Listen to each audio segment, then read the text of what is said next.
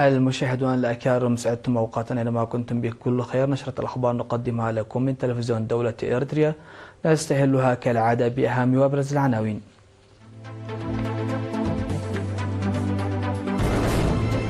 اكتشاف آثار جديدة في ضاحية هدام بمديرية دك بحر الإقليم الجنوبي.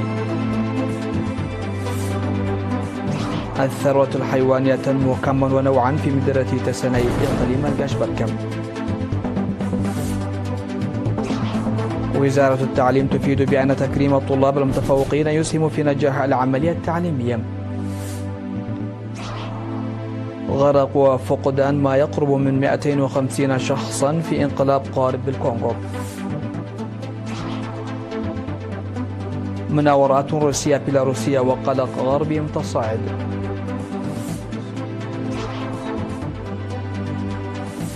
والصين تستنكر إبحار سفن حربية أمريكية وبريطانية عبر مضيق تايوان. أهلا بكم إلى تفاصيل النشرة.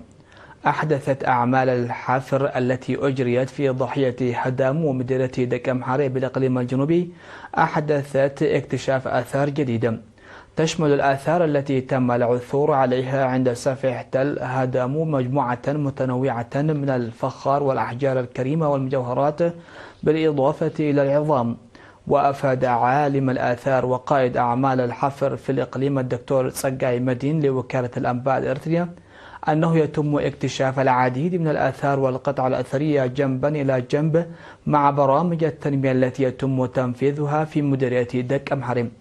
وذكر أنه تم إجراء مسح عام في عام 2006 في مناطق أولع صورة وأفلبا وكوريباريا ومسألو وهدامو، موصيا الجهات التي تقوم بالأعمال التنموية التسلح بالمعرفة والوعي وإبلاغ الجهات المعنية عند العثور على بقايا أثرية أو حتى قطع تدل على وجود آثار في المنطقة. وأضاف مسؤول مفوضية الثقافة والريادة في المديرية السيد كيداني في السهيم أن مشاركة المجتمع في عملية الحفر والاكتشاف كانت كبيرة وأنه من المتوقع أن تستمر بيقظة أكبر مستقبلا. أفاد مسؤول وحدة الثروة الحيوانية السيد إلياس مناسي أن الثروة الحيوانية تشهد نموا ملحوظا كما ونوعا بمديرية تسني، المديرية التي تتمتع بأكبر عدد من الثروة الحيوانية ب97 ألف رأس من الأبقار و145 ألف رأس من الأغنام و76 ألف رأس من الماعز وأكثر من 5000 رأس من الإبل، بالإضافة إلى 7700 رأس من الحمير، بإجمالي حوالي 350 ألف رأس من الحيوانات الأليفة. وذكر أن إنتاج الحليب واللحوم منخفضة من حيث أعداد الماشية، وحث المزارعين على العمل معا لتنفيذ البرامج لتلبية الطلب من خلال معرفة عدد الماشية بوضوح، وتجهيز المراعي الكافية ومصادر المياه، وضمان توفير الأدوية بكميات كافية. وأضاف أنه من الضروري تجمع وتنظيم المزارعين ضمن جمعيات تعاونية لتنسيق وضمان النتائج المرجوة من خدمات التطعيم التي تعمل على ضمان صحة الثروة الحيوانية. ودعا منتجي الثروات الحيوانية عن الامتناع عن استخدام الأدوية التي لم يوصي بها الأطباء المختصين ولم يتم التحقق من مصدرها وجودتها، مذكرا أنه يجب الامتناع عن تناول حليب أو لحوم الحيوانات التي تظهر عليها العديد من الأعراض الصحية وعدم استعمال حليبها أو لحومها لمدة 21 يوما قبل التطعيم. من جانبهم أكد الرعاة والمزارعين أنهم يحصلون على نتائج جيدة من برامج التطعيم الموسمية للحفاظ على صحة مواشيهم وتنمية أعدادها في ظل التعاون والإرشاد الذي يتلقونه من المهنيين الزراعيين.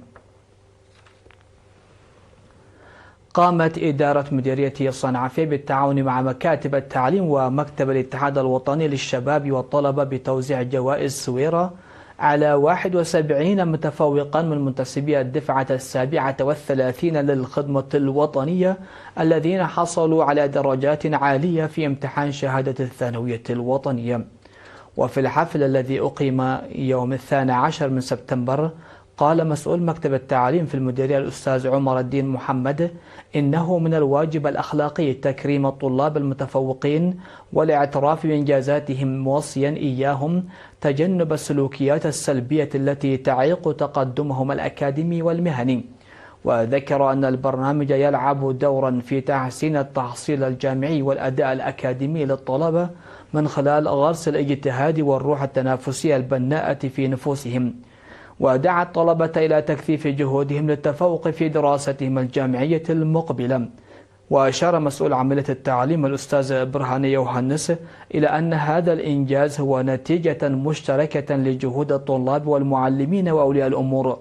وحث مدير مديرية صنعاء السيد إدريس علي شكر الأطراف المعنية للتعاون في إيجاد حلول للتحديات التي تواجه العملية التعليمية وتأثر على أداء الطلاب الأكاديمي، مذكرا أن برنامج الحوافز هو جزء من المبادرات التي يتم اتخاذها لرفع كفاءة التعليم والطلاب. من جانبهم أعرب المكرمون بالجوائز عن امتنانهم للدعم والترحيب من أولياء أمورهم ومعلميهم، متعهدين بالعمل الجاد لمواصلة رحلتهم التعليمية والمهنية بنجاح.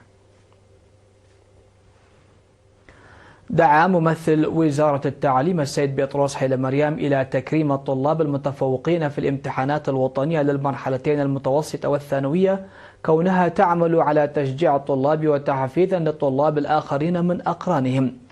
جاء هذا في كلمته التي ألقاها بمراسم تكريم طلاب مدرسة إسحاق تولد مدهن الثانوية، حيث تم تكريم 43 طالبا حصلوا على درجات عالية في امتحان الشهادة الثانوية الوطنية للعام الدراسي 2024-2025، وذلك في الرابع عشر من سبتمبر الجاري. وشكر السيد بطرس كافة المدارس على تشجيع أبنائها الطلبة المتفوقين، وحث الطلاب الذين تم تكريمهم على المحافظة على درجاتهم الممتازة واستكمال مسيرتهم الدراسية بنجاح وتفوق مهني.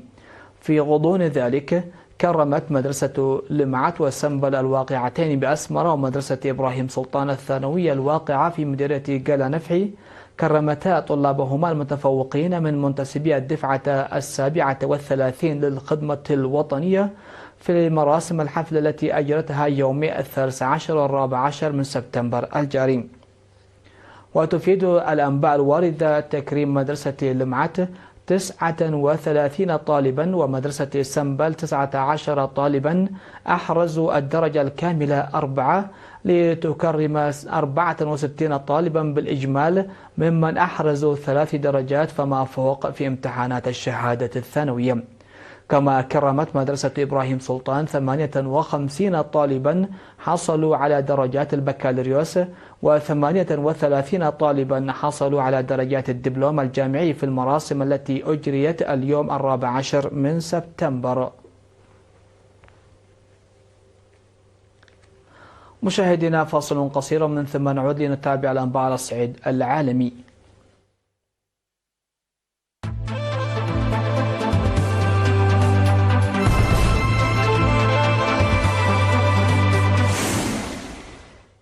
أهلا بكم. على الصعيد العالمي، قالت السلطات الكونغولية إن قاربا يقول نحو 500 راكب اشتعلت فيه النيران وانقلب في شمال غرب الكونغو، مما أسفر عن مقتل 107 شخصا وفقدان 146 آخرين في ثاني حادث مميت للقوارب بالمنطقة خلال الأسبوع الماضي.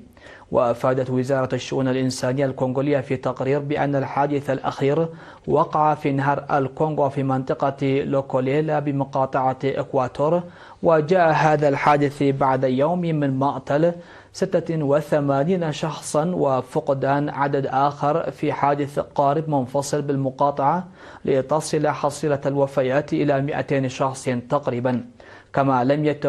كما لم يتضح سبب الحادث على الفور، إلا أن وسائل الإعلام الرسمية أرجعته إلى التحميل غير المناسب والملاحة أثناء الليل، واستشهدت بتقارير من مكان الحادث. باشرت روسيا وحليفتها بيلاروسيا مناورات عسكرية مشتركة واسعة وسط قلق غربي متصاعد، خاصة من قبل دول حلف الشمال الأطلسي الناتو بعد أيام قليلة على انتهاك مسيراته يعتقد أنها روسية المجال الجوي لبولندا المجاورة.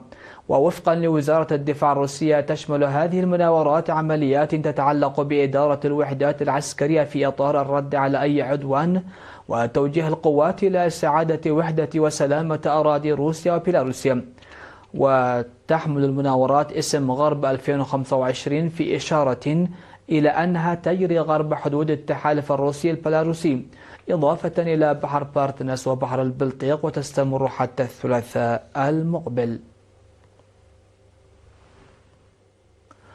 استنكر الجيش الصيني إبحار سفينة حربية أمريكية وأخرى بريطانية عبر مضيق تايوان، قائلا إنه أمر القوات البحرية والجوية بمراقبة السفينتين وتحذيرهما. وقالت قيادة الجبهة الشرقية للجيش الصيني إن المدمرة الأمريكية هيجينز والفرقاطة البريطانية ريتشارد موند ضالعتان في إثارة المشكلات والاستفزاز. وقالت وزارة الدفاع البريطانية إن الإبحار إجراء روتيني، وأضافت أينما تعمل البحرية الملكية فإنها تفعل ذلك مع الامتثال الكامل للقانون والعرافة الدولية، وتمارس حقوق حرية الملاحة وفق اتفاقية الأمم المتحدة لقانون البحار. ولم يرد الجيش الأمريكي بعد على طلب رويترز للتعليق.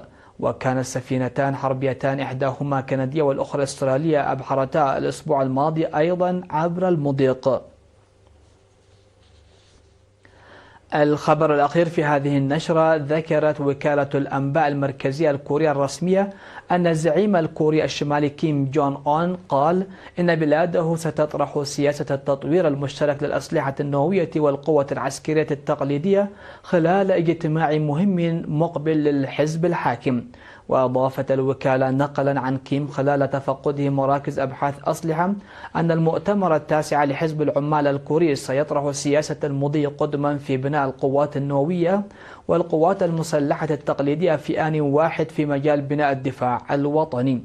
وتأتي هذه الموجة من النشاط المحلي لكيم في أعقاب زيارته لبكين هذا الشهر لحضور قمة منظمة شنغهاي للتعاون واجتماعاته مع قادة من مثل الرئيس الصيني شي جين بينغ والرئيس الروسي فلاديمير بوتين التي عززت مكانته الدولية.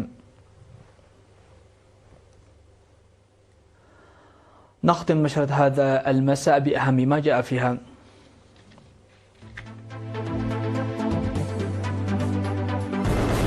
اكتشاف آثار جديدة في ضاحية هدامو بمدينة دكمحل الإقليم الجنوبي.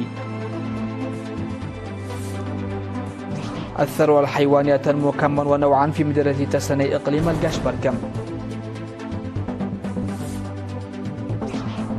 وزارة التعليم تفيد بأن تكريم الطلاب المتفوقين يسهم في نجاح العملية التعليمية.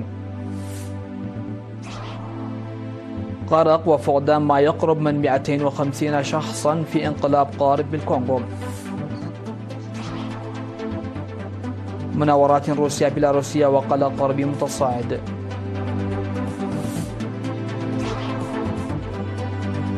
والصين تستنكر إبحار سفن حربية أمريكية وبريطانيا عبر مضيق تايوان. مشاهدينا الأكارم، هكذا نكون قد وصلنا وإياكم إلى نهاية نشرة هذا المساء. هذه تحيات وتحيات الفريق العامل، والسلام عليكم ورحمة الله.